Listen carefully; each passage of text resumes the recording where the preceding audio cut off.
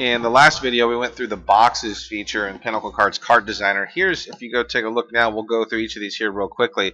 We'll go to the images and buttons.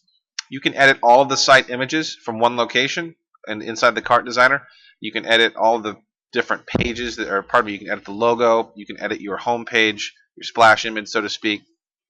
You can add an images. If you have no image, then you can show a specific image there. There's a small one and a big one for that one.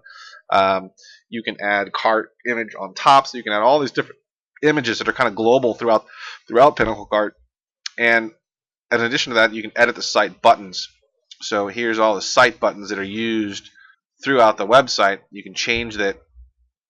You can change those to match your design.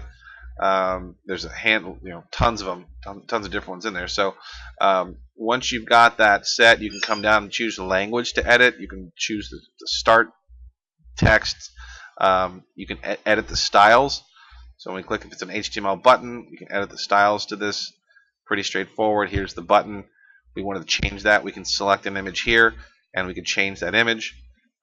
So you kind of have to noodle through these one at a time and take your time and familiarize yourself with them. But you can really edit every single one of these, which is great. So while that may seem overwhelming, it's also important to know that Pinnacle Cart is obviously completely 100% functional out of the box. I mean, everything works. So if you're really trying to customize your website away from one of the typical Pinnacle Cart templates, then this is where you would do that. So this is where you're going to be able to come in and change the login button, change a register button, these types of things to match your custom design.